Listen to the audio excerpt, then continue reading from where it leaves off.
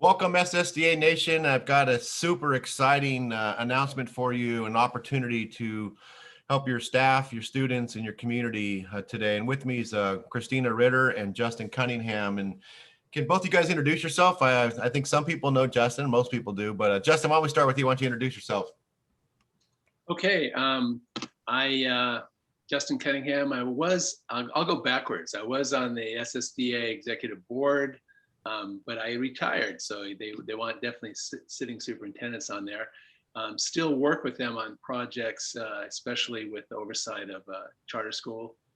And before that, I was a superintendent at the Bonsall Unified School District, and I was there for 9 years before I retired. Before that, 19 years with the San Diego County Office of Education, serving small school districts as a director of those services to them. And started in a large district down in Sweetwater, and found my way up to Kern County and out in Lake Isabella at the South Fork School District. Wow. And that's where I got kicked into administration. And from there to the county office from there went to the Beardsley School District, and then to the county office in Kern, and back to San Diego. Man, what a journey. And thanks for all you did for our association and others. Christina, why don't you introduce yourself?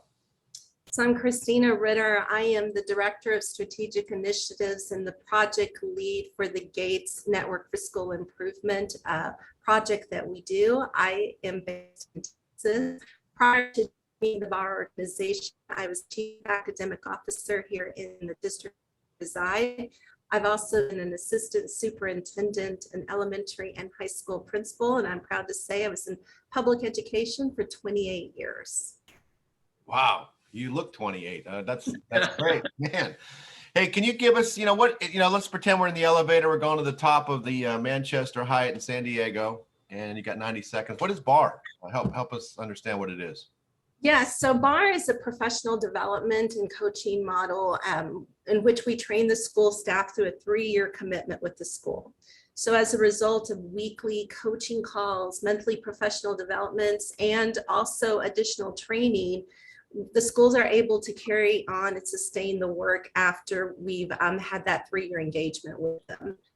BAR, we believe that each and every, I'll repeat that, each and every has the right not only to an education, but a right to success in education. And through systems change, BAR is able to remove barriers that, get in the way of student progress, and has been successful in closing the opportunity gap for schools all across the U.S. Well, I'm reading your mission here. It says it's an educational model that improves your system, right? Your education system, but also creates strong schools and communities by empowering the students, teachers, and family. What would you say when you hear that? What would you tell somebody who's trying to think about doing this program? Well, I would think it's really important. I think everybody in the school system, superintendents are really versed in knowing their communities. And I think that's really important. What is your contextual situation? And how does the contextual situation play into how I want my students and my families to be successful? But that is contingent upon 2 things we believe at BAR, and that's data and relationships. How do we ensure that we have real-time data that we can use to harness the relationship with our staff, with our students, and with our families. So we want to be able to make sure that we have a system and a framework in place that allows our teachers to develop connections with one another, our students to develop connections with other students, and most importantly for our students to develop connections with the teachers and staff that serve them. And I think that, in what we learned this year during COVID, if we do not have relationships with our students, if we are not meeting their social emotional needs, then it's hard to really have the foundation for which they can rely upon for academic success. So we really feel that the way we invoke change is that we look at everything that's interrelated, or all of those interdependencies within that system. We're making sure that we're drawing attention to them, that we're lifting them up, and we're saying, as a school, what is getting in the way of our kids' learning? What do we need to do about it? Is it working? Is it not working? And how do we continue to take those solutions and scale them at large? That's great. Justin, I think I saw their tagline. It said, same students, same staff, better results. Now we all in leadership positions hope for that because we still want to have a continuous improvement. But why do you think Barr is different? And if you're a small district, Soup, who are pretty flush with money right now, why would they go in a direction with Barr and to change the results of the same students, same staff? Well, it's going to be a fairly long response because for the last 30 years, my career is aligned with what Barr is doing because the research-based intervention to improve public education, the way they're doing it, they're built on the best data there is for improving school performance. I mean, this stuff goes back to 1957. Wow. It's crazy. Wow. The building of assets to buffer risks approach is based on longitudinal research that develops resiliency in young people to overcome the risk factors in their lives. I was saying this 30 years ago when I chaired the Writing in California's Framework for Health Instruction. Mm-hmm. And this comprehensive approach to preventing negative health behaviors was a cornerstone of the document. And the research was also the foundation of a very successful curriculum. Here's Looking at You 2000 drug prevention curriculum back in the 90s. And it was a shame when, back then the federal folks, Newt Gingrich kind of led this whole thing that prevention is pork. So all the funding got cut from that. But the resiliency research continued over and over the last few decades. It's built an incredible picture of how kids can learn better. And then in the late 90s, my dissertation was concerned with applying technology-aided explosion in neuroscience to student learning.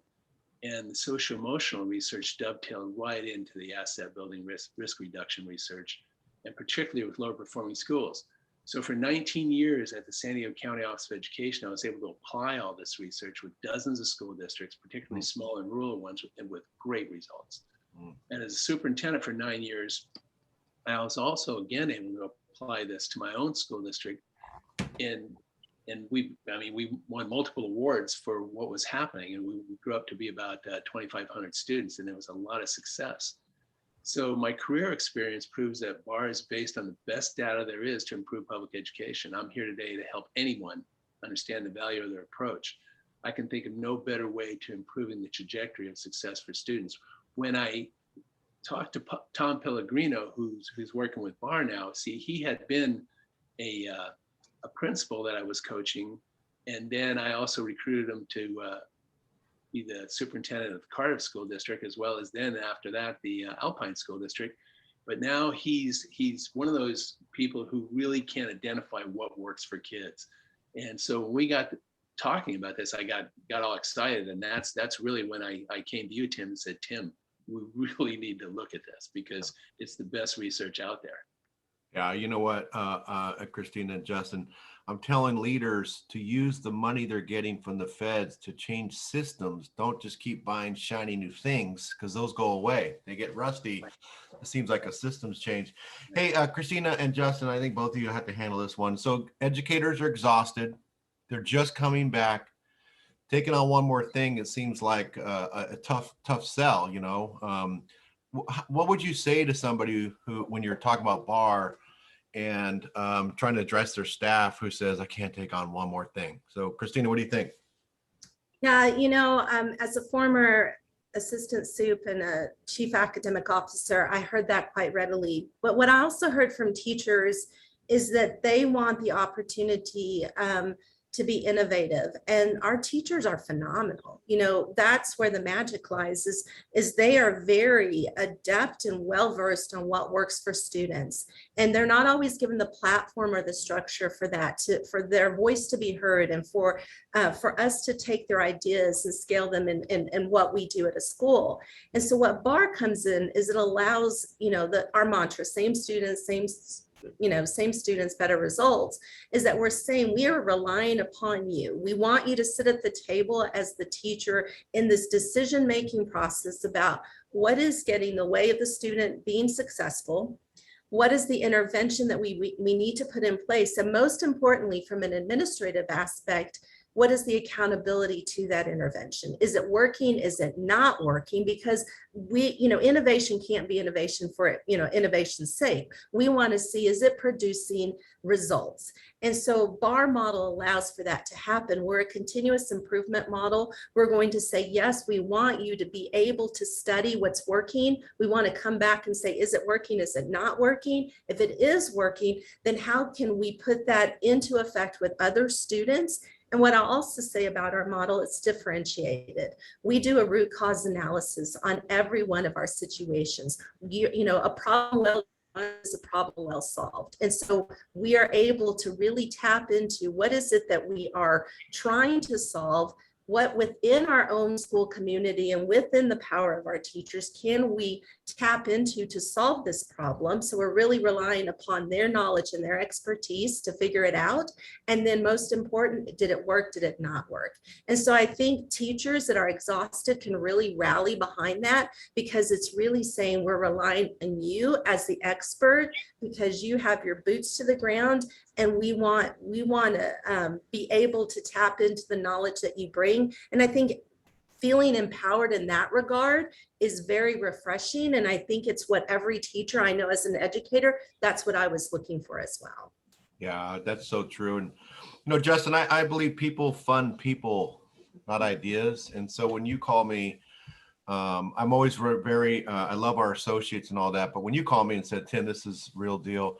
How would you tell a superintendent how to get started with BAR? What would you say? Well, I think if they get hooked up with Tom Pellegrino, I mean, he's a person here in the state that can direct them right there. But I think that the real key is the support, because you know what this does, Tim? When we look at our state, we've got all these small districts, Yeah. and the support that they need. Sometimes there's a county office that really helps them out. Most times there isn't. Or an afterthought. Yeah. Exactly. So this is the way that they get the support and the coaching, everything that they need. That it's like on a national basis, this is successful. It's not just one little thing or what this place or that place. So to be able to present this to them is, I think, just I would have loved it if I was a superintendent that didn't get the support that I needed. Yeah, I love that. I love that. And Christina, you want to wrap it up for us? I think Justin hit it with talking to Tom, and we'll get people connected. Anything else you want to add? Yeah, I think if they want to just do a little bit more what's about us, please go to barcenter.org, BARR center.org.